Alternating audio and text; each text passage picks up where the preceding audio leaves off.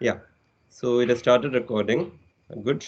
Good. So let's continue with whatever we were doing.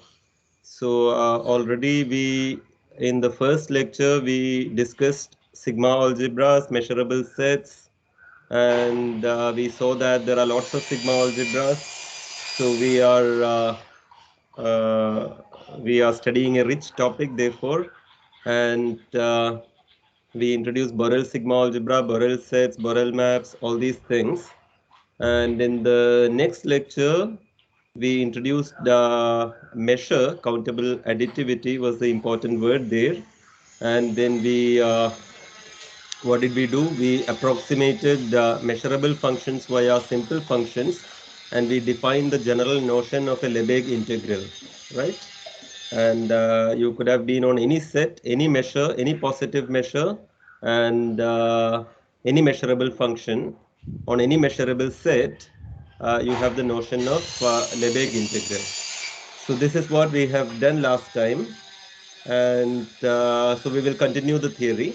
So there are these famous theorems. Now, what are the three famous results that we stated at the very end? I did not state it, I just named them. What were those?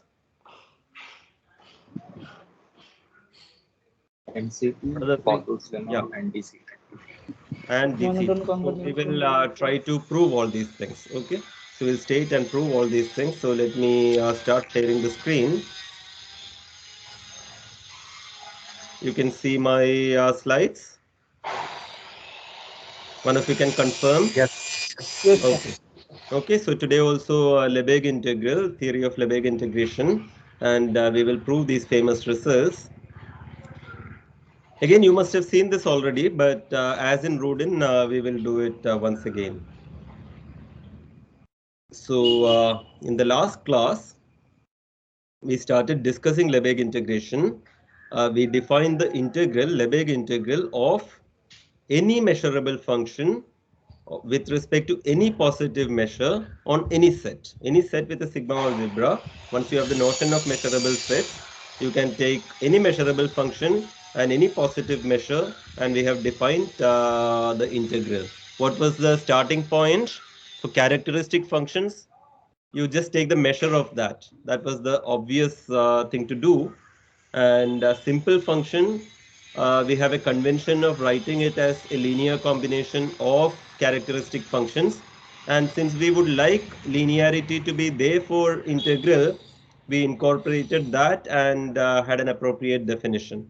And once you define for simple measurable functions, what was the general definition? If you have any measurable function, you consider the collection of all simple functions which are below it, less than or equal to it, and integral of the simple function you already know, and take the supremum. This was the definition. Okay, today we will discuss some of the famous results.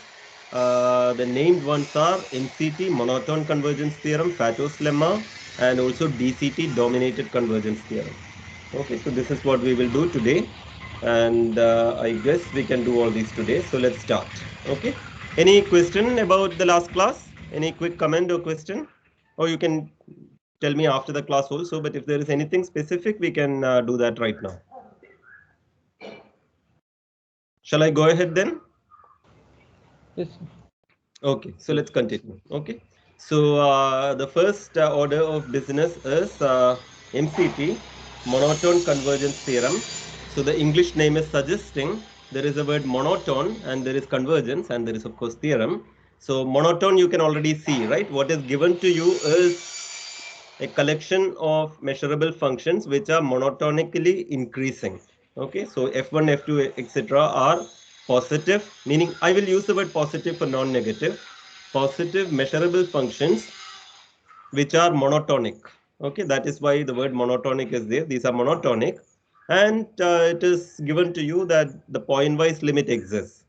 Okay, you know that if a sequence of measurable functions, if the point-wise limit exists, the limit is measurable, you already know, right? This we did in lecture 2 or lecture 1? Lecture 2, right? This we already know that f is measurable. So this we already know because we have shown that sup is measurable, inf is measurable, lim sup is measurable, lim inf is measurable, etc. So this follows. So f is measurable, and this is the key thing that we have to do, integral of the limit. What is f? F is limit fn. So what we are saying is integral of the limit is limit of the integral. Integral and limit can be interchanged, right? What was the quotation from Rudin that I put in the very last slide last time? Can you recall? There was an English sentence that I quoted from Rudin, no? About these famous results. I mean, just for fun, I'm asking. It's not important that you remember it, but in case you remember, you can tell me. Lebesgue handles it well. And Yeah. So you have put it in your own words, which is good. The ease with which it handles limits. Okay. So this is the first example. Integral of the limit is limit of the integral. Not always. Under some conditions. Under one condition, it is called DCT. Under another condition, it is called MCT. MCT has the word monotone, and monotone is coming here. If FIs are monotone, then this is true. And if FIs are dominated by another function, which is good, then also it is true, and that is DCT. So, in various textbooks, it will be proved in various ways. Maybe, somebody will prove Fato's lemma first and then conclude MCT, etc. What Rodin does is he proves MCT first, uses it to prove Fato's lemma, and uses that to prove DCT. So we will do it exactly as in Rodin in that order. MCT first, then Fato's lemma, then DCT. It need not have been in that order. Some other reference may have it in some other order. Doesn't matter. Okay, so this is what we will do. So we already know that f is measurable. So we only have to do the last identity. Integral of the limit is limit of the integral. So the first observation is that so you have to do integral of fn anyway, right? Integral of fn is coming here. And the first observation is integral of fn. So what is integral of fn? Is that a number? What kind of a number is that? it's real positive number. Yeah. It is Extended real number. Extended Yeah, it is a positive real, a non-negative real number, right? All our functions are 0 to infinity here, and it's a non-negative real number. And these are monotonic increasing. Why? Why is integral fn this sequence of numbers? Why is it monotonic increasing? Because fn is not. Yeah, because we have already seen that if f is less than or equal to g, then integral f is less than or equal to integral g, right? This is something that we have already seen, no? Yes. Yes. So therefore, since f1 less than or equal to f2, integral f1 is less than or equal to integral f2. And this is a sequence of non-negative real numbers in 0 to infinity, including infinity. We are considering infinity also. So if it's increasing monotonic, what can you say about this sequence? It will be convergent. It will be convergent. The limit could be infinity, but it is convergent. So let's call that limit alpha. Okay. So you agree that this sequence has a limit, and the limit we are calling alpha. Now, this is what you have, and the limit is alpha. Alpha will be bigger than this, no? Alpha will be bigger than integral fn, right? Because it's a monotonic increasing sequence. So limit is the biggest, right? You agree? Yes. Yes. Yeah. So integral fn is less than or equal to alpha for every n. So the limit is also is that correct? Integral fn is the limit is alpha. Integral fn is a monotonic increasing sequence, and the limit is alpha. So every sequence element is less than alpha, no? Is that correct? Yes, sir. Yes. It Yes, is sir. bounded above by alpha, sir. So it should be the limit should be bounded above by alpha. Element should be bounded above by Alpha, sir. alpha, correct. So what you know is integral fn. So this is the limit, and so the right hand side is called alpha, right? This is called alpha. And what we are going to conclude is integral fn is less than or equal to integral f for every n. Okay, that is because fn is increasing and the limit is f. So fn is less than or equal to f, and therefore integral fn is less than or equal to integral f for every n. And this limit is what we are calling alpha, right? The limit of this is what we are calling alpha. So since integral fn is less than or equal to integral f for every n, that same thing is true for alpha also, no? The limit. Agree? Yes. If everything in the sequence is bounded by something, then the limit is also bounded by something. So you conclude that alpha is less than or equal to integral f. What is our aim? What is the aim? Aim is to show that reverse Alpha equal. alpha equal to integral f d mu. This is what we are calling alpha. So aim is to show that alpha equal to integral f d mu. What has come for free is that alpha is less than or equal to integral f. Okay, so this is a good proof. The structure of the proof you should keep in mind. You have to prove an equality, which means you have to prove two inequalities, less than or equal to and greater than or equal to. Less than or equal to is coming easily. Okay, and the other one we have to prove. So we have to now show that alpha is bigger than or equal to integral f. So we need to show this, that alpha is bigger than or equal to integral f. And what we are going to show is, alpha is bigger than or equal to integral s for every simple measurable function which is less than or equal to f. Is this good enough? This is enough, no? Because what is the definition of integral f? Integral f is the supremum of all these integral s. So if you show that alpha is bigger than or equal to integral s for all possible s in your set, then alpha is bigger than or equal to the supremum also, right? That's by the definition of the supremum. So if alpha was strictly less than the supremum, then alpha would not be an upper bound, because supremum means least upper bound, and that will contradict this. Okay, so this is what we have to show. And for this, what we are going to show is the following. You take any c constant between 0 and 1, and you are going to show that for each such constant, alpha is bigger than or equal to c times integral s d mu. So fix such an s, and fix such a c, and you are going to show that alpha is bigger than or equal to c times integral s d mu. And if this is true for a fixed s, if you can show this for all c, then you have shown this, no? Agree?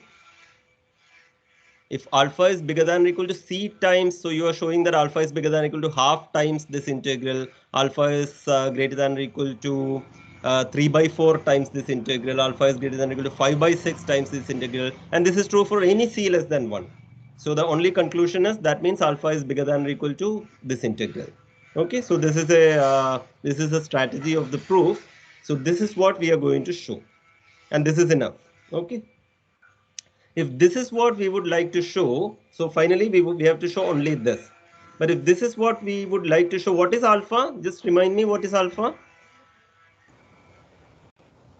Limit of integration of fn. Limit of integration of integral of fn, right? Limit of integral of fn. So integral of fn is coming on the left hand side, and c times integral of s is coming on the right hand side. So on the one hand you have the function fn, and on the other hand you have the function c times s. Okay, so it is good to look at, it is natural to consider this set for a given s and c. It is natural to consider the set of all points x where fn is bigger than or equal to c times s. Why is it natural? Because alpha is limit of integral fn. So fn's are coming, and for a given n, you consider fn and you define the set E subscript n as those points where fn is bigger than c times s. Okay, and first question is this set measurable? Fn is measurable, s is measurable. So is this set measurable? What do you say?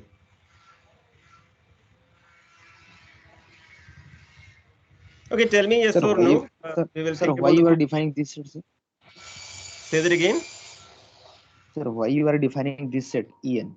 I'm saying that it is natural to consider this. It's part of the proof. I'm just trying to motivate by considering this set because this is our aim. This is our aim. And alpha has integral fn in it, in the limit, but integral fn is there. And so integral fn bigger than or equal to c times s. If you have to reach such a stage, you would like to, understand where fn is bigger than or equal to c times s. And okay, that is the motivation for considering this set, but you will see the proof why this is useful. I have not really told you, I'm telling you some motivation. But why is this measurable is my question. Sir, Fn measurable, C and S are measurable, sir. Yeah. C So- times S is So it is the inverse image of Fn minus Cs. correct. Uh, 0 to Of the full zero infinity. So it is the inverse image of a measurable open set. Under that's a full set, so that's open. So it's inverse image or under the of the full set under a measurable function. So En is measurable, and is this true that E1 is contained in E2 is contained in etc.? Why is that true? Why is E1 contained in E2? E1 is all those points where Because of F1 is bigger than C times S, and E2 is all those points where F2 is bigger than C times S. But if F1 is bigger than C times S, then F2 is bigger than C times S. Why? Because F2 is bigger than F1. Because F5s are monotone, this is true. Now, can you recall something why this may be useful? There's something that we have observed in the last class.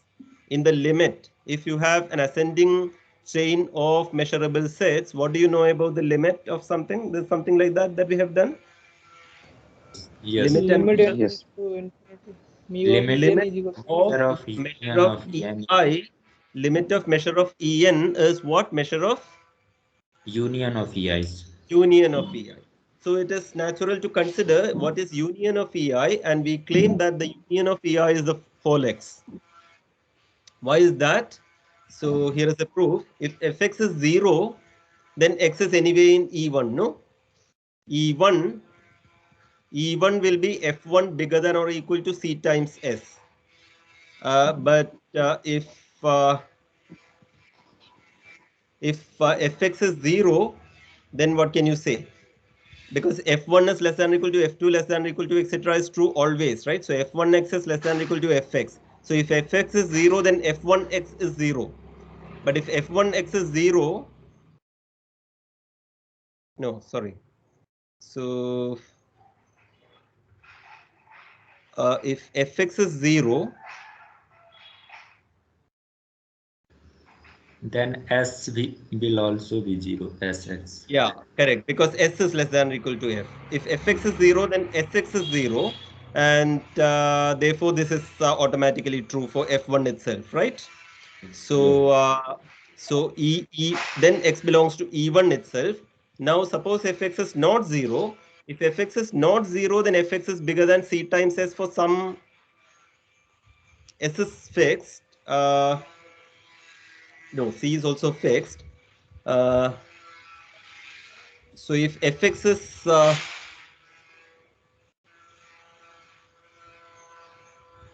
so why is this? If fx is non-zero, that's some positive number. And what am I fixing and what am I waiving? So in this, I am fixing S and C.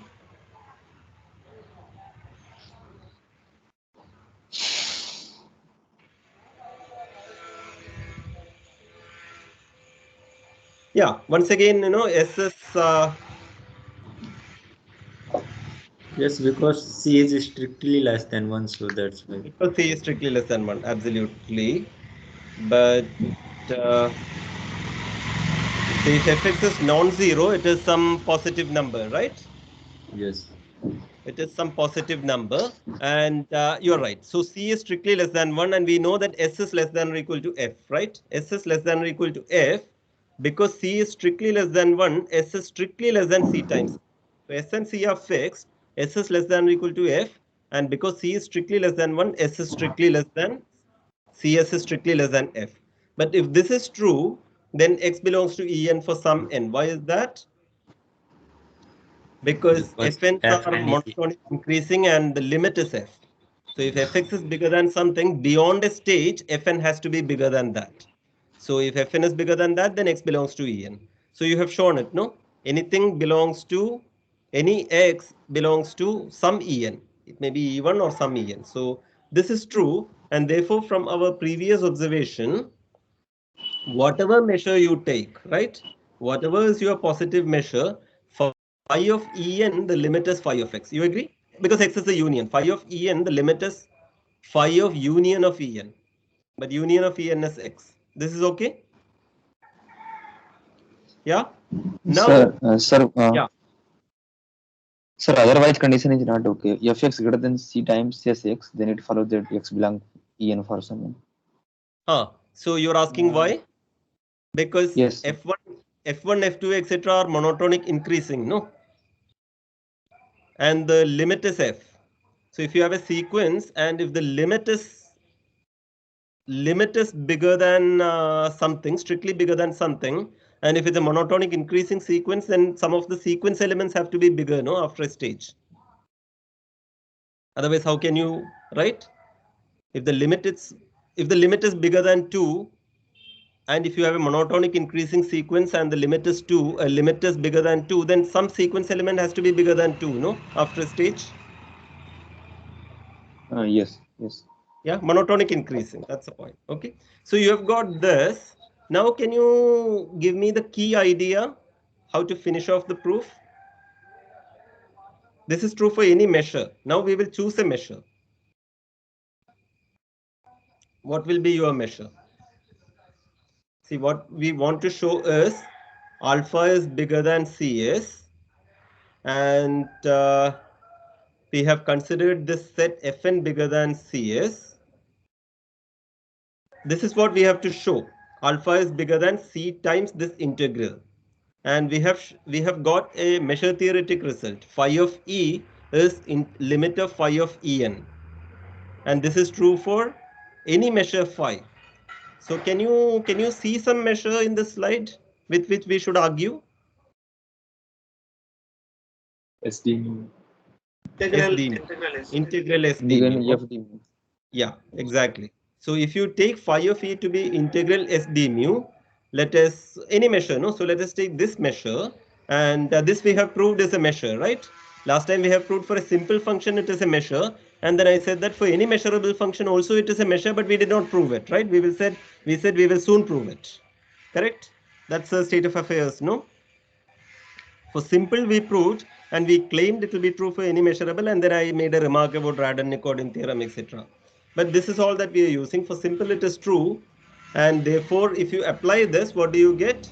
Phi of x is integral s over x, and limit n goes to infinity, phi of En is integral En s d mu. This is what you are getting. Okay. Now integral Fn d mu, integral Fn d mu is bigger than or equal to integral Fn d mu over En, no? That is because x contains En, right? This is true. And over En, you know a property of Fn. So this is the real reason why we define this En. What is on En? What do you know about Fn? It's bigger than or equal to C times S. So the whole integral is bigger than or equal to integral over En, and on En you know something about Fn. That's how En was defined.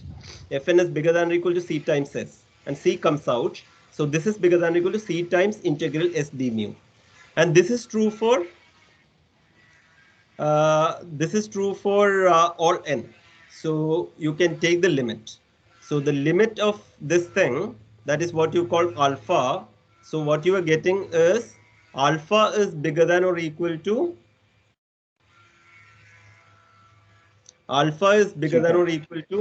limit of, so take the limit on both sides. Take the limit on both sides. Here on the left side, the limit is alpha.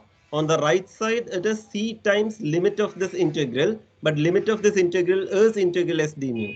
So the right side will be C times integral S d mu, and that's what you had to show. You had to show that alpha is bigger than or equal to C times integral S d mu. So this is a proof of MCT. Okay. So the way to remember this proof is one inequality is elementary straightforward argument, whichever way it is. So you argue, and if you get that the other inequality, there is this beautiful idea involved. Consider those sets, and whatever theory we have developed, we are using. Okay. I hope the proof is clear. So please go through it carefully.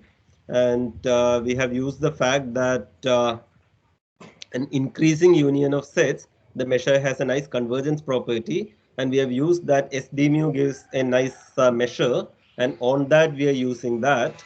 And so the real thing to remember, the ingenuity in the proof is to consider this set. You agree? This is the real crux of the proof, right? Considering this set. And if you consider this set, everything else is naturally, it will follow. And considering this set, one way to motivate us, it is hidden here. Alpha has an Fn in it, and Fn bigger than or equal to Cs, it is natural to consider. Okay, any question? Any step that you have not fully followed?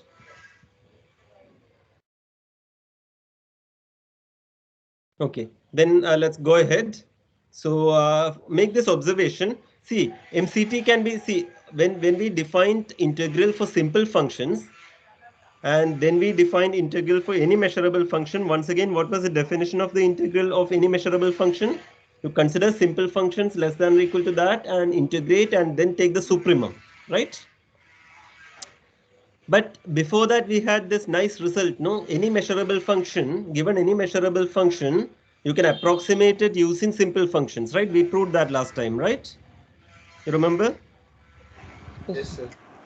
What was the property of those simple measurable functions? The limit is f, but those simple measurable functions also had one more nice property, no? Non-negative increasing. Non-negative and increasing, monotonic increasing. Okay, so now because of MCT, you are in very good shape. You had the result that integral of f is supreme. You had the definition that integral of f is supremum of integral s. But are you in better shape now that we have proved MCT? See, suppose you had to integrate. I give you an f and you had to do integral f. You had only an existential definition, right? You had to do integral s for all s less than or equal to f. But all s less than or equal to f, you know, how do you get hold of such a set? But now you can use MCT, right? You can approximate using those simple functions, which was constructive. And then what will be the limit of integral Sn? Limit of integral Sn is integral of f by MCT. Do you agree? Yes, sir. That particular approximation result was a result which is like in the hypothesis of MCT. So this is a very good observation that MCT together with our earlier result on approximating a measurable function via monotonic increasing simple measurable functions from below, if S1 less than or equal to S2 less than or equal to etc. This will be a very useful reduction step in many situations. Why am I saying that? Why do I mean by reduction step? Whenever you have to prove something about measurable functions, you can prove it at the level of simple functions and then apply this approximation, MCT. You agree? Suppose I have to prove integral f equal to something something. What I will show is f can be written as limit Sn, and I will show whatever we have to show for Sns, and then I will apply limit. Okay, so this will be a very useful reduction step, and let's see. So the first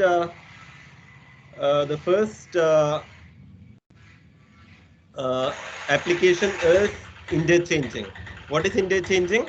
I'm claiming that you can interchange the integral and sum always, because we are dealing with functions whose codomain is 0 to infinity, positive functions.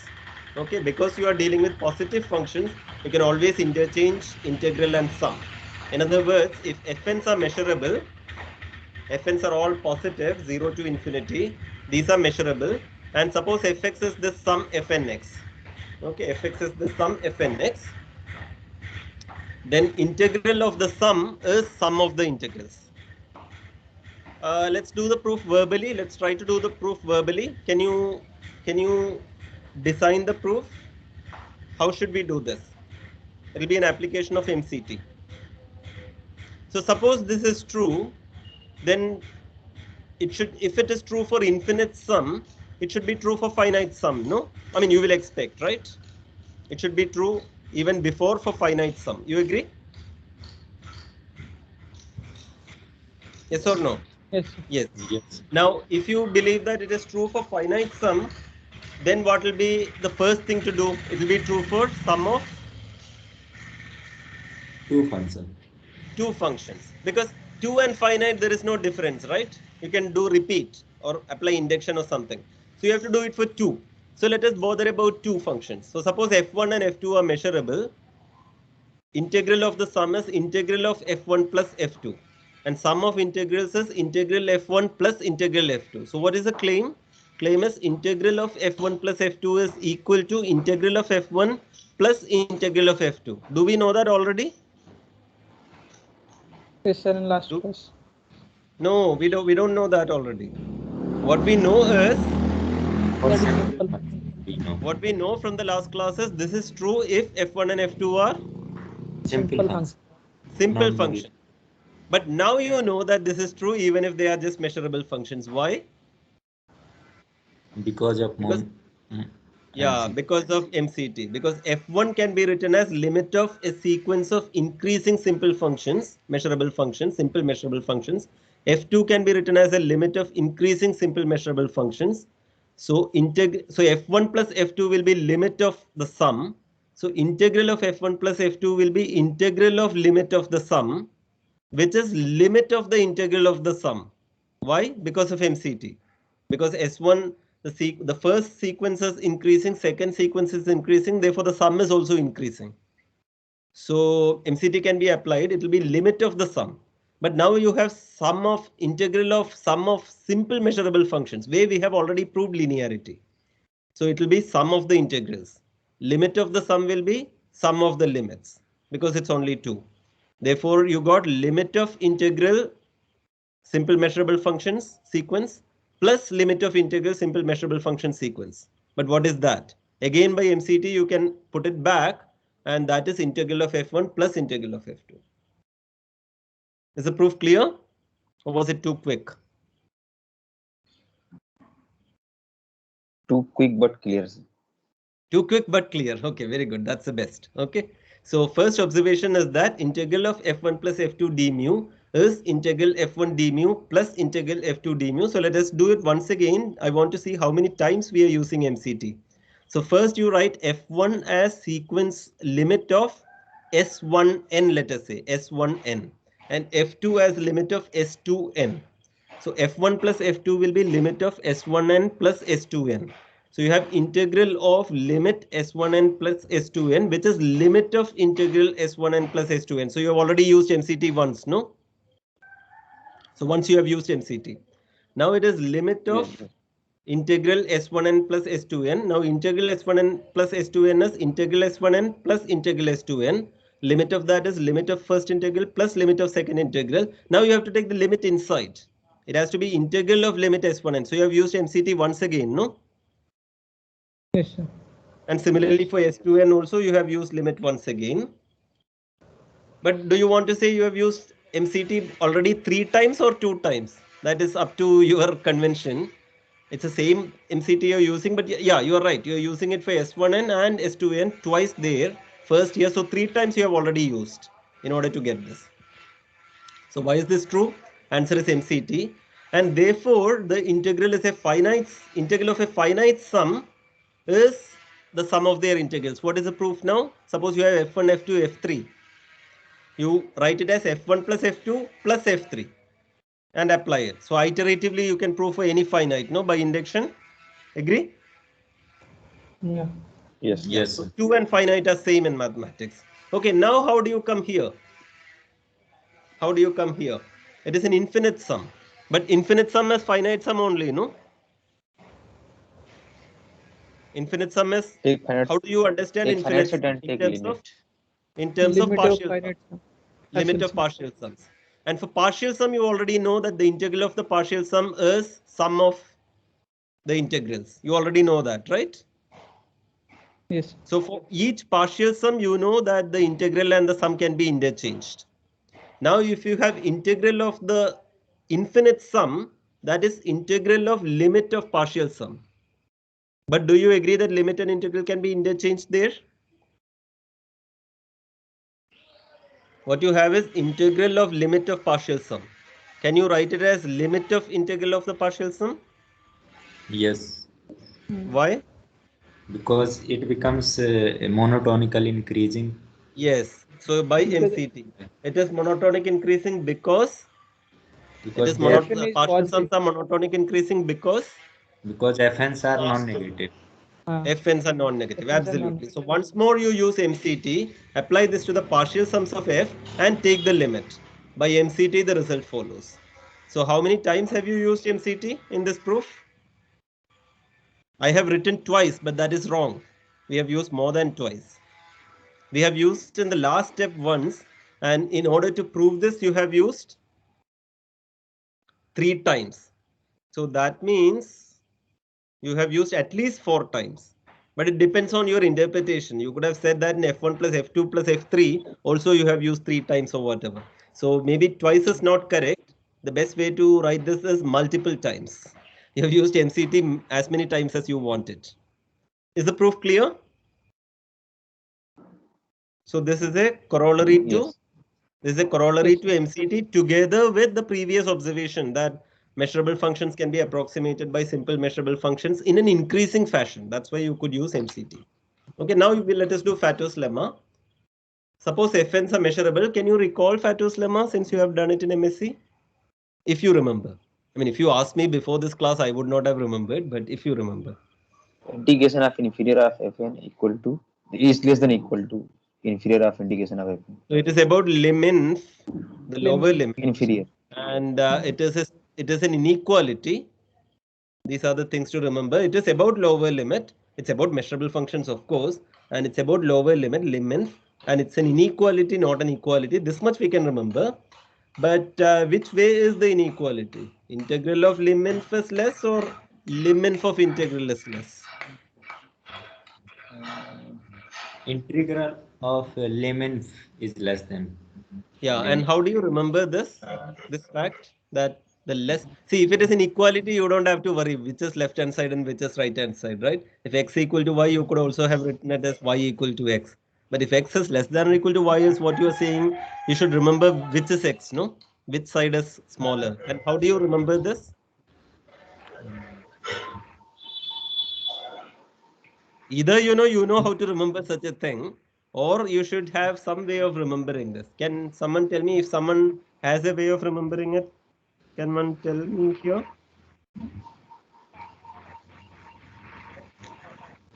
Okay, first of all, how many of you think that maybe it should be an equality, but we are proving only an inequality, versus it is only an inequality. It cannot be an equality in general. What do you think? You don't have to give an example of anything. The way things you have studied in MSc, or the way we are progressing in this topic. What is your hunch? Is this finally an equality or it is an inequality only? If Fn satisfies the hypothesis of MCT, then it becomes equality, I think. Okay, but in general, Fato's lemma is stated without any hypothesis. Yes. So in general, it is an inequality, right? Yes. Yes, sir. That means you can have some number of examples where the inequality is strict, no? No? Yes. Yes, sir. That means among all the examples that you have seen, you can have a favorite example, no? If you see 3 examples, you may like one more than the other, right? It's always the case, no? If you have 3 things, you may like one more than the other, no? Possibly, right? Agree? Yes. So among the examples Yes. that you have seen, you pick one of your favorites, which is easy to evaluate, and that will settle this problem, no? Always you can think of that example and see which one is lower, right? Yes. Yes, sir. I mean, if you can anyway remember, no need of all this. But somebody like me cannot remember which is lower. So this is how I remember. I will keep one example in mind and evaluate both sides. So it is integral of lim_inf is less than or equal to lim_inf of integral. So let's prove this. Proof is MCT. So it is about lim_inf. So you should know the definition of lim_inf. And definition of the lim_inf is take inf of fi I greater than or equal to k and take the supremum, right? Is correct, no? So if you take f1, f2, etc. and take the infimum, and then if you take f2, f3, etc. and take the infimum, then you take f3, f4, etc. and take the infimum, what is the inequality? Are they increasing or decreasing? Increasing. Infimum of a smaller set is bigger, no? Infimum of a smaller set is bigger. So it is increasing. So if you define G1, G2 like this, then G1 is less than or equal to G2, less than or equal to G3, etc. And then what is lim_inf? It is the supremum of Gk, right? Yes. Yes, sir. And because g1 less than or equal to g2 less than or equal to etc., and because infinity is included, limit is same as supremum, no? Yes, sir. Yeah, yes. Limit is same as supremum, right? Okay. So therefore, because gk is less than or equal to, yeah, this is also true, right? Gk is less than or equal to fk. Why is that? Because gk is the infimum of a set which contains fk, right? Gk contains, this set contains fk, so gk is less than or equal to fk. Therefore, integral gk is less than or equal to integral fk. This you know. And what you have to do is, the LHS is integral of limit gk. You agree? Because limit fn is supremum of gk, which is same as limit of gk. So the left hand side is integral of limit gk, but gk's are monotonic increasing, right? Therefore you can apply MCT, and what will be the result? Integral of limit gk is It will become outside. limit of integral gk, right? Yes. Limit of integral gk. Now tell me, does this limit exist in 0 to infinity? Because infinity is their limit exists, right? Because it's monotonic. Yes. G1 less than or equal to G2 less than or equal to etc. Therefore, integral gk less than or equal to integral gk plus 1, they are monotonic. Therefore, the limit exists. And because the limit exists, limit is same as lim sup is same as lim inf, no? If Yes. limit Yes. exists, that means lim sup matches with lim inf. So in particular, this is lim inf of integral g and d mu. Agree? Yes.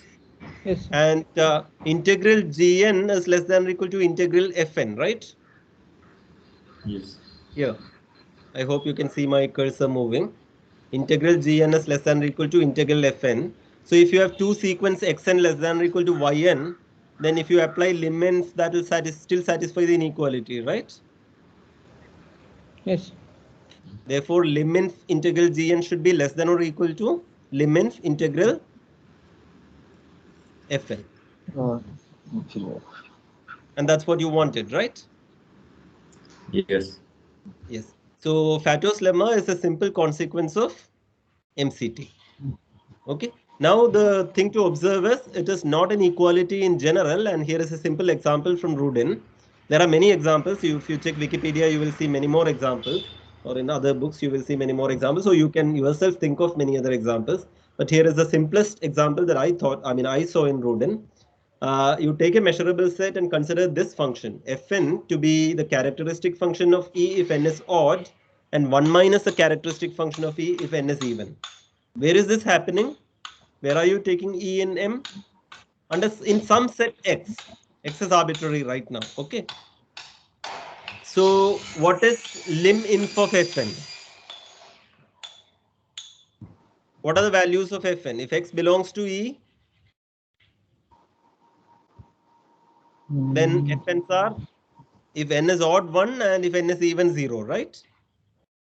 If X belongs to E.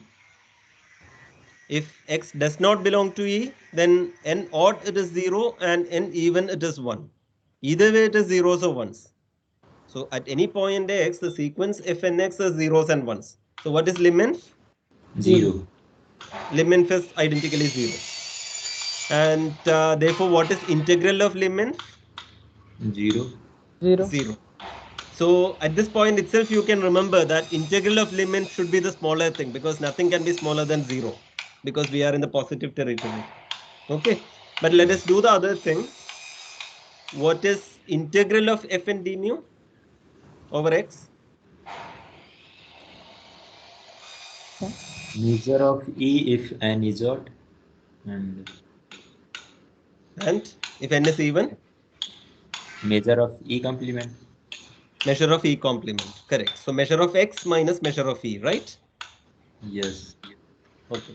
So now if you choose, it's either measure of E or measure of x minus measure of E. If you choose x so that measure of x minus measure of E is non-zero, and if you choose x and E such that measure of E is non-zero, measure of x minus measure of E is also non-zero, what will be the you have to take lim inf of this integral, but this integral value is only one of these two. So take E such that measure of E is 1 and measure of X is 2. Then measure of E is 1 and measure of X minus measure of E is also 1. So what is the liminf? It is also 1. So liminf is non-zero. Right? So unless measure of E is 0 or measure of E is equal to measure of X, these are the only ways in which liminf can be 0, right? So if you choose any other thing, liminf of the integral is non-zero. So the inequality can be strict. So such a simple example can be kept in mind. So let's continue. Do you remember absolute continuous measures that we discussed verbally last? Yeah. Sir, what about this lim sup? We are looking at the limit. So how about the inequality? So if you really want any result about liminf is also a result about lim sup, no? Because liminf and lim sup are related, right? How do you relate lim sup and liminf? Limit is less equal to limit. That is one thing, and lim sup is also minus of liminf of minus xn or something, no? Yeah. But if you are saying that, yeah, so I will have to go to negative territory. If you are saying that about positive functions itself, is there a result about lim sup? No, there's nothing famous. Okay. You need to think about it. Yeah. So Fato's lemma is about liminf, and you can ask about lim sup. So by going to negative territory, this result can be interpreted to be a result about lim sup, but that is triviality. Well, I think what you are asking is there a genuine lim sup result? I don't think so. Okay. I could be wrong, but right now I don't think so. So let's continue. So what is absolutely continuous measure?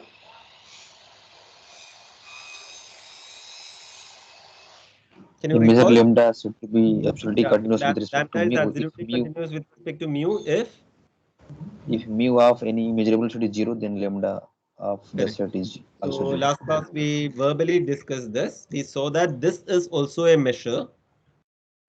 When S is a simple measurable function, this is also a measure. And we remarked that simple measurable S can be replaced by Measurable function. Any measurable function by any measurable S. And we said that we will prove it. So let's prove it now. Okay. So we are going to prove. So what am I going to do now? I'm going to show that phi e equal to integral f d mu f d mu, where f is any measurable function over e. We are going to show that that is a measure. So what do we have to show? We have to show countable additivity, right? So we have to take E to be a disjoint union of ER. And what do we have to show? We have to show phi of E is summation phi of ER. Agree? That's what we have to show. So let us show this. Okay. So now phi of E is integral f d mu over E. No? Integral f d mu over E by definition. But that is same as integral over x chi E times f, right? This we have observed last class itself. Agree? Yes. Yeah. And E is what? What do you know about E? E is disjoint union of Here. ER. Therefore, what can you say about chi E? If A and B are disjoint, what is chi A union B? Chi plus chi. Plus chi B. Are you using disjointness there? So if they are disjoint, then yeah, you're using disjointness, right? Yes. Chi of A union B is chi A plus chi B. Plus chi. In order to say that you're using A and B are disjoint, no? Yes. Yes. So if A is union ER disjoint, do you agree that chi A is summation chi ER? Same argument. Yes. Yes. For 2 and countably infinite, it's the same argument. Therefore, chi E you can write as summation chi ER. You agree? So the integrand is summation chi ER times F. Okay. So what you have is integral of a sum. What is your next step? Sum of the integral. Sum of the integrals. Okay.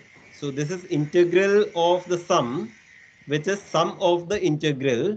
But what is that integral over x chi er f d mu? Just chi er. That Chi is er f d mu. integral f over er, right? No. But what is integral f over er? What is the Chi. notation? Chi of Phi er. of e. No, sorry, phi Phi of of er. er. Phi So of you have got summation phi of er. That's all that you had to show, right? You had to show countable additivity.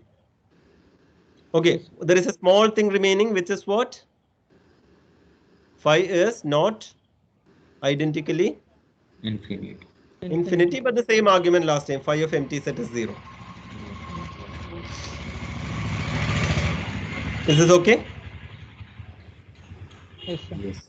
So we have proved for any measurable function. So now you are seeing the power of MCT. Sir, You have used sir, MCT. here, Yeah. sir, here we are replacing. I mean, first taking a summation, then integration, and then integration, then summation.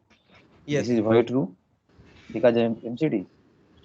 Yes, because interchanging we used MCT multiple times. No.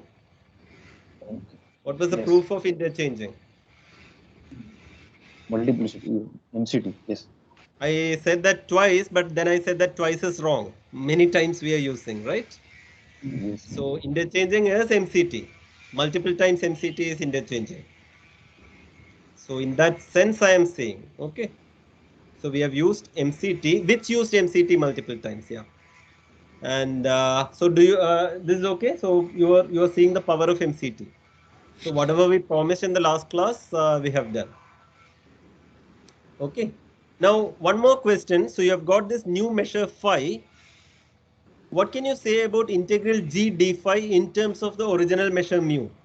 Can you guess the answer? Of course, you should be able to guess. Because what is phi? Phi is given by integral f d mu. So d phi, what is our notation d phi? F D mu. F D. F d mu. Therefore, what should be integral g d phi? G of D mu. Integral Combination of gf d mu. Integral gf d mu. Okay. And let us prove that. Okay. So that is just by playing with notations. No, we are taking a good guess. But let's give a proof. So first of all, let us do, so this is how all the proofs work, right? Any measurable you have to prove. For that, you reduce to simple functions, and that you reduce to characteristic functions. So everything is built upon characteristic functions. So take a characteristic function. Suppose E is measurable and G is chi E. You have to show that integral g d phi is integral gf d mu, right? But what is integral g d phi if G is chi E?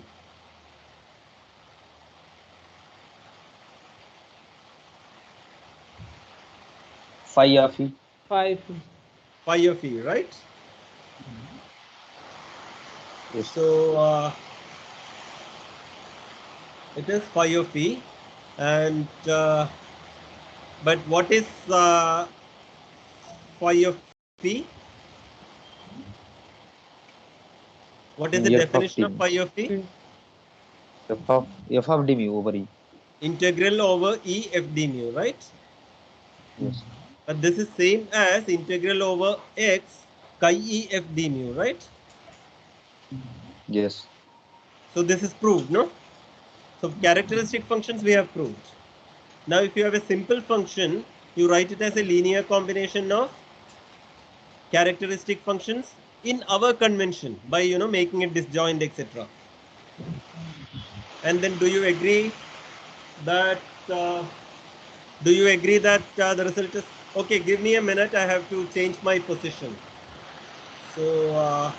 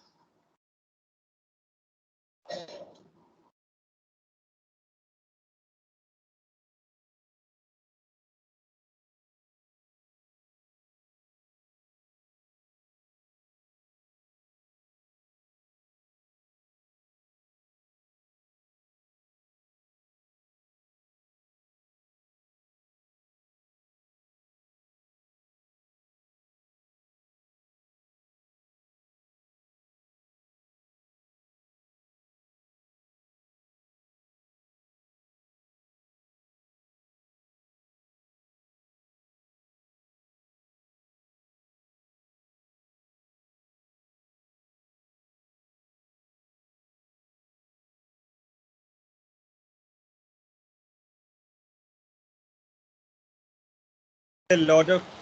Can you hear me still? Yes. Yes. Yes. Yeah, maybe there's some disturbance because you can guess maybe what is happening. Raining. Okay. Yeah, it's raining quite heavily. Yeah. So, so let us. I'm still sharing the screen, no? So you can still see my slide. Yes. Yeah. So, sorry, what happened? Yeah, you can see my slides. Yes. So this is phi of e, this is FD mu. Yeah. So this we have shown, and therefore this identity is true for simple measurable functions. You agree?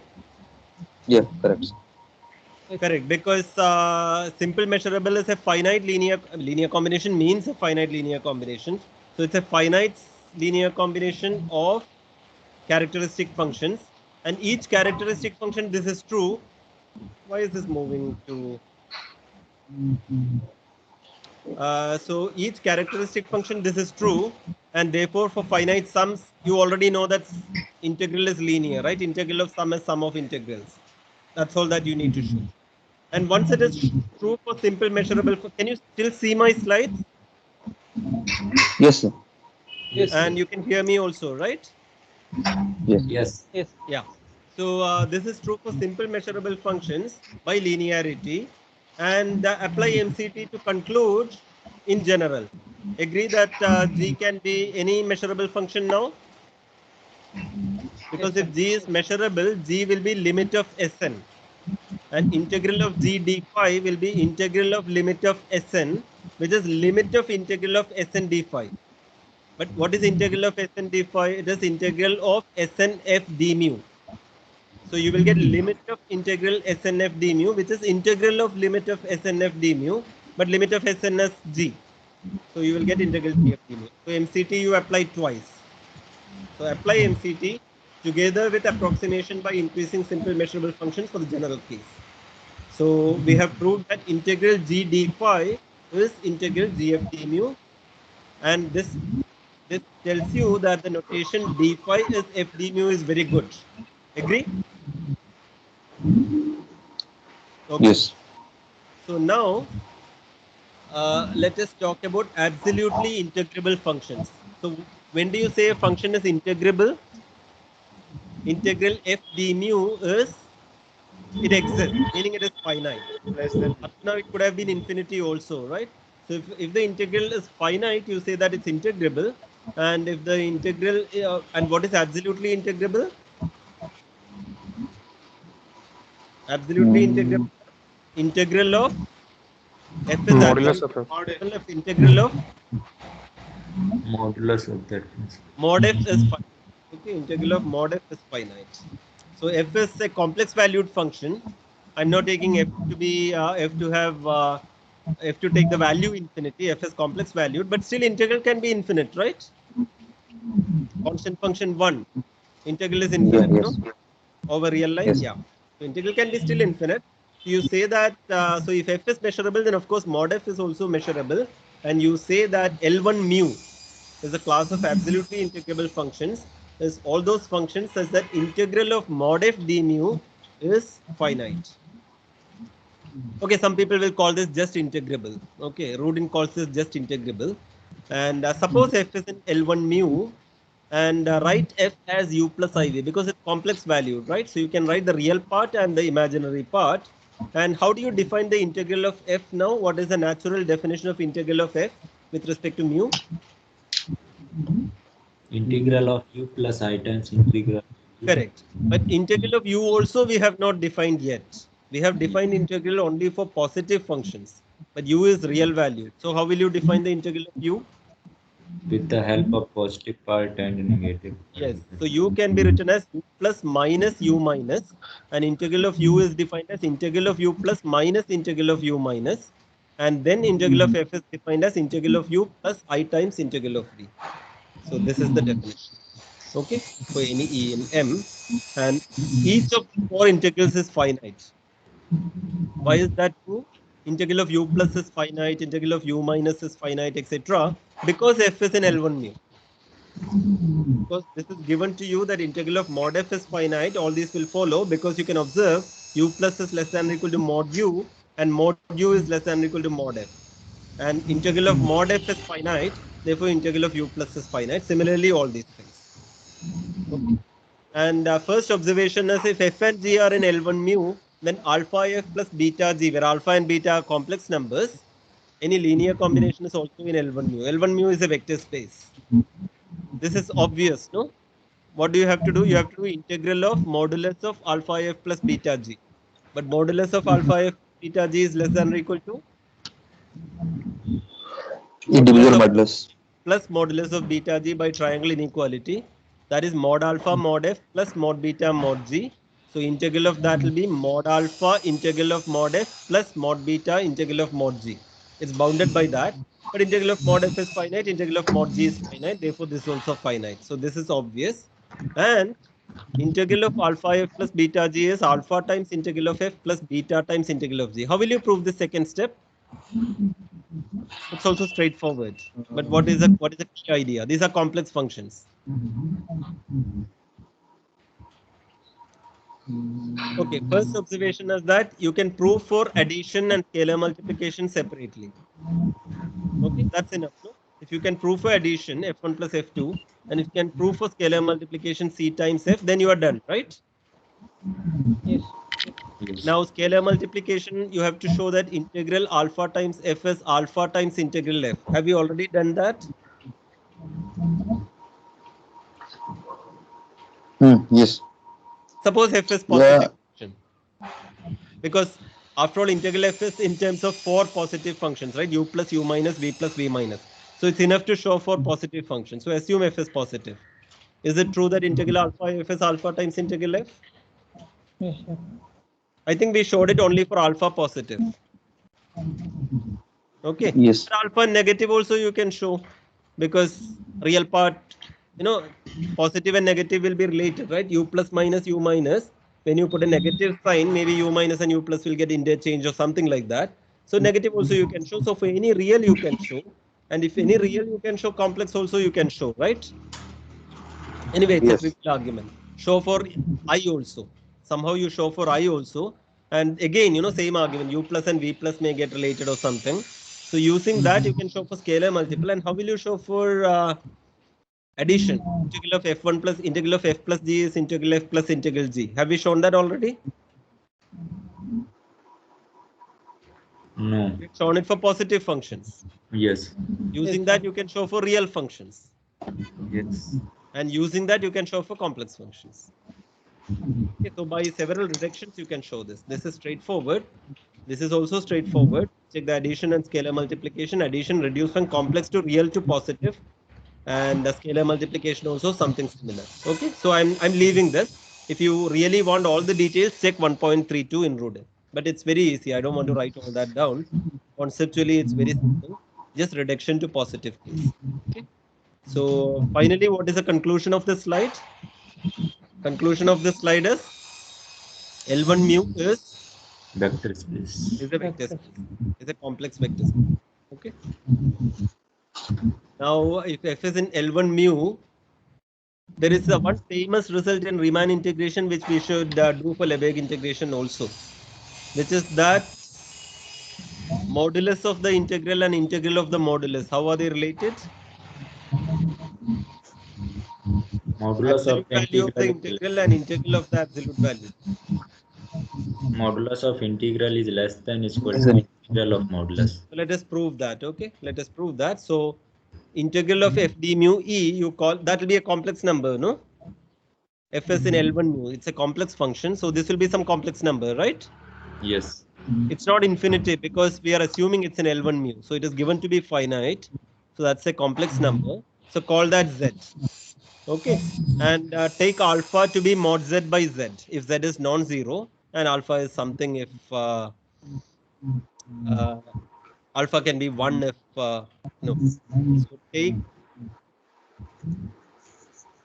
yeah. So even if z equal to 0, so okay. Anyway, this must be elementary. There is an alpha, mod alpha is 1, such that alpha z is mod z. How do you show this?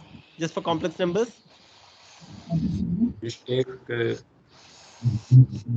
if z is non-zero, then of course it's mod z by z.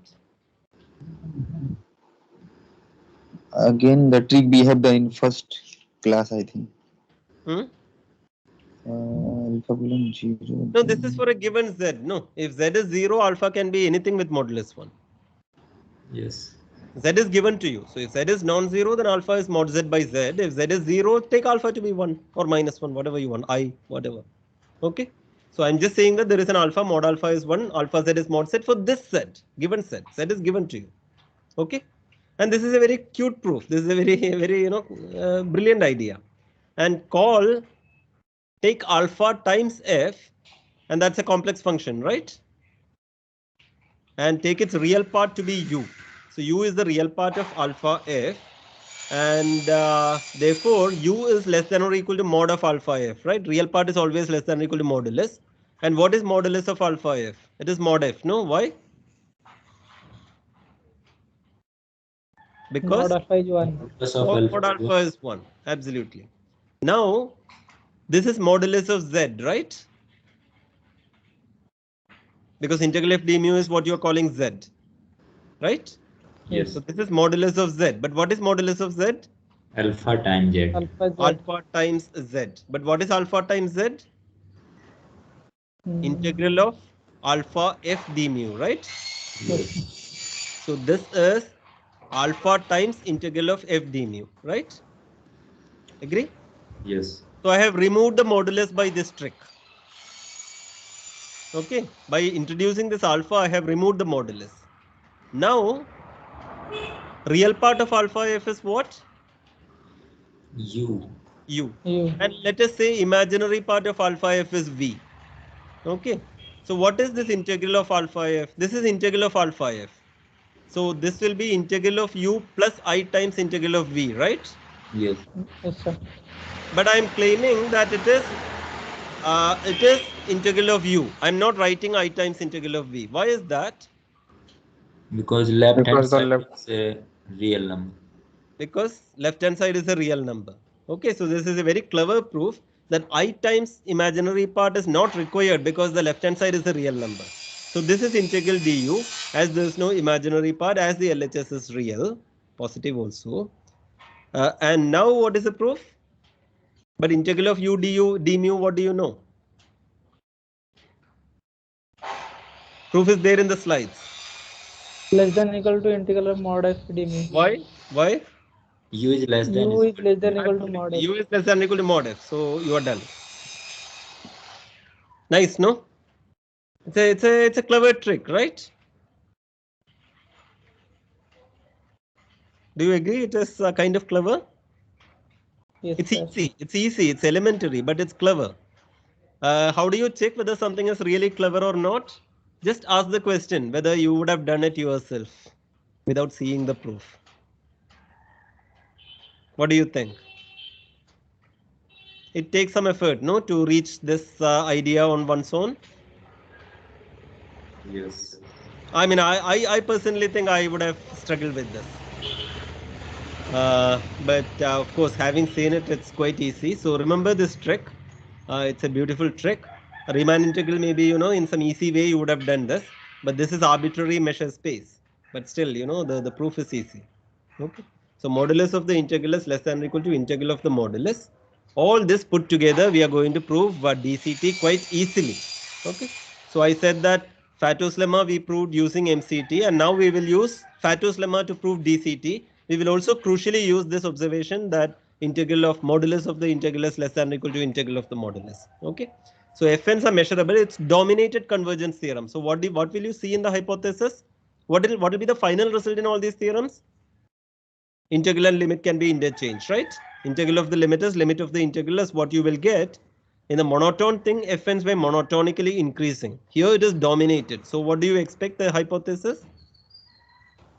Dominated by a function f. Dominated by a nice function g. So all the Fn's are dominated by g. And what is nice here? G is in L1 mu. Okay, nice meaning L1 mu here. So Fn's are measurable, and suppose point-wise limit exists. Point-wise limit exists for all x. Okay, this is given to you. And suppose the Fn's are dominated, meaning there exists a g in L1 mu such that modulus of Fnx is less than or equal to gx for all x and x. Okay. And Sir, here G is in L1U, so G will be a complex valued. good point, good point. So either I should put modulus of gx here, or I should put g, there exists g from real function. X g to R. from x to 0 infinity, Yeah. x to positive reals, such that this is true. Okay, so I will make that correction before I put it on slides. Either positive g or put mod g here. Either way, it's okay. Okay, so put mod g here for temporarily for all x and x. Good question. Okay, good point. Then first of all, observe that Fs and L1 mu. That observation is easy, right? Fs and L1 mu is clear. Why is that? Because Fs and L1 mu, what do you have to show? Modulus You of know that F is measurable anyway, and you have to show that integral of mod F is finite. Yeah. But what do you know about mod F? Mod F is also less than or equal to mod G, no? Because all the Fn's, mod Fn is less than or equal to mod G. Let's say G is positive. So mod Fn is less than or equal to G, and that is true for all n. So it is true for limit also, no? Yes, sir. Modulus of limit is limit of modulus, because modulus is continuous. So limit of modulus is also less than or equal to g. So mod f is less than or equal to g. Therefore, integral of mod f is less than or equal to integral of g, which is given to be finite. So integral of mod f is finite. So f is an L1 mu is clear. And this is a crucial step.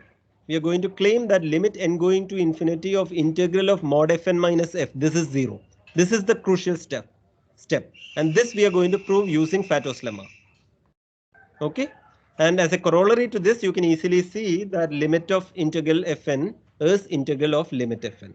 Integral of limit fn is what we call f. So this is dct. dct has, this is a final statement of dct, but what we will prove is this statement from which this will automatically follow. Okay, so let's do this and then we will end the lecture. Firstly, f is measurable, we know, and this is true, and therefore this is true, and therefore this is true. This we already discussed verbally. Now we need to show something about mod fn minus f. What is that we have to show once again about mod fn minus f? We have to show that integral of mod fn minus f is Limit of integral of f. limit of integral of mod fn minus f is 0. 0. So we have to show that mod fn minus f, its integral is 0 in the limit, right? Which means you have to consider mod fn minus f, no? Otherwise, how can you prove something about mod fn minus f? Okay, so you consider mod fn minus f, and the first observation is this is less than or equal to twice g. Why is that true? Because each is less than. Triangle So, inequality. Triangle inequality. So naturally, you are led to consider 2g minus mod fn minus f and apply Fato's lemma to these functions. So, sir, here you are assuming that g is real function, no? I am assuming g is real. Yeah. So I said earlier that I will either change to mod g or I will say g is real. So let me make g real. Let me make g positive. Okay, g is positive real, non-negative real. That typo I will change here itself. It's non-negative real, and I'm considering 2g minus mod fn minus f, and I'm going to apply Fato's lemma to this. What will be the left hand side of Fato's lemma? It is integral of lim inf, no? Yes. And what is lim inf of this sequence? 2g. Lim inf of this sequence is? 2g. Louder, I can't hear you. 2g. 2g. Because fn goes to f in the limit. Therefore, in lim inf also. So, left hand side will be integral 2g and right hand side will be lim inf of this integral. Okay, so Fato's lemma, you will get integral of 2g less than or equal to lim inf of this integral. 2g minus mod fn minus f. Agree? And now, what can you say about the right hand side? Lim inf of this difference.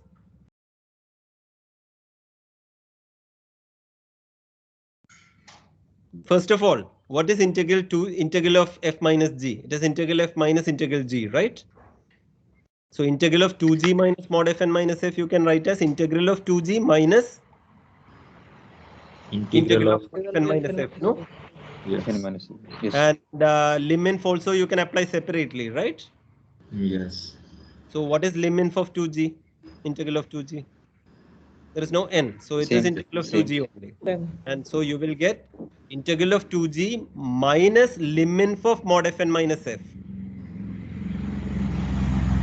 Right? Minus liminf of, you will get plus liminf of minus mod fn minus f. Plus liminf of minus mod fn minus f. Is that same as minus lim sup of integral mod fn minus f? Yes. Yeah, so Yes. this is okay. And can you cancel integral 2g on both sides? Yes, because G is integrable. Because g is integrable, it's a finite number, so you can cancel that. So what is the conclusion? Minus lim sup is positive. Otherwise, lim sup is negative. Okay. But integrand Yes. is positive, integral is positive. All these integrals are non-negative real numbers, no? Yes. Yes. And its lim sup is negative. So what is the conclusion? 0. 0. Yeah, it has to be 0. So you have non-negative real numbers. And if it does not converge to 0, lim sup has to be positive, strictly positive. So because lim sup is negative, lim sup is less than or equal to 0 means lim sup is 0 here. That shows limit itself is 0 because all these integrands are non-negative. So that shows that the lim sup is positive. No, that shows that the limit itself is 0. Limit exists and it is 0. And this is what we had to show, right? Yeah. This Yes. was the claim. This was the claim. And the next claim is automatic because you can apply modulus of the integral is less than or equal to integral of the modulus. And in this, what will you do now? In this step, what will you do? Take? Use previous result.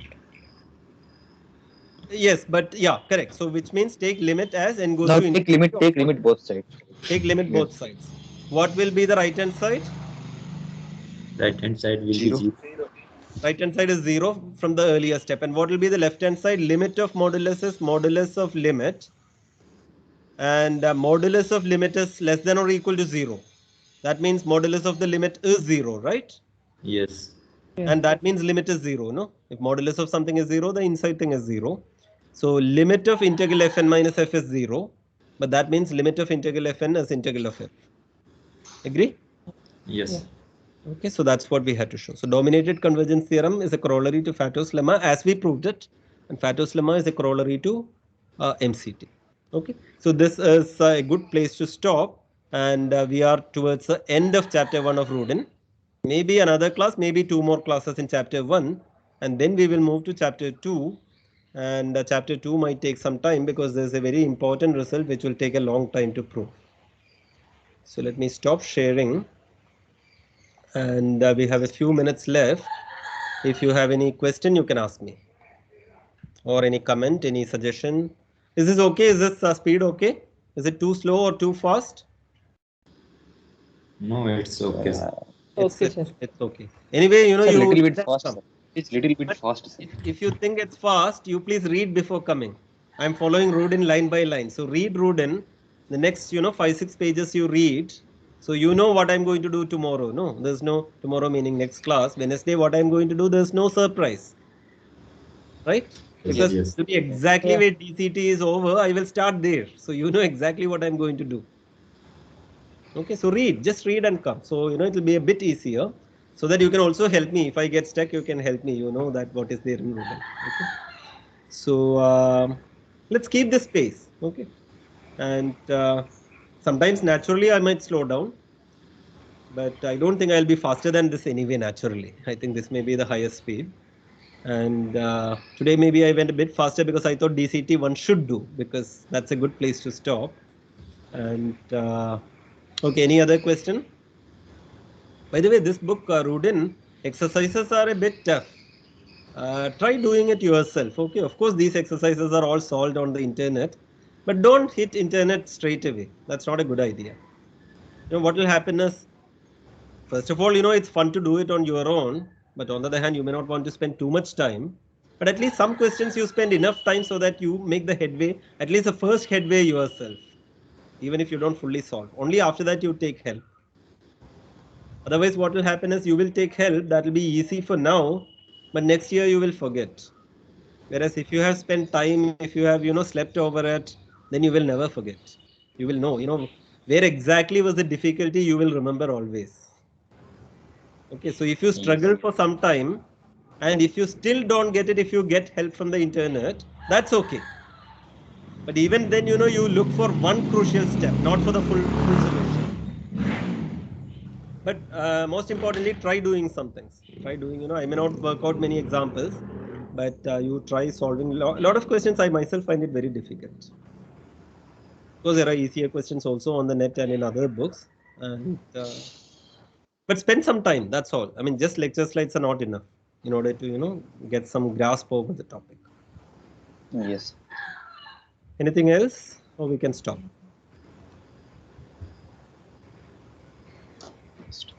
Okay, sir. No? Yeah. Okay, it's lunchtime.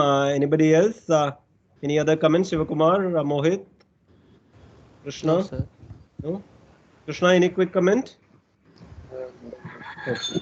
Then let's stop today, and we will meet on Wednesday. We will continue with the remaining parts of chapter 1 of Ruby. All other courses are progressing. Most PhD courses are twice a week only, no? Yes, sir. Yes. You have 3 1-hour lectures? No. Okay, fine, good. So anyway, we will discuss a bit more in the next classes. So maybe you can leave, and I'll stop at the end. Okay, sir. Thank you. Okay, sir. Thank you. Thank you.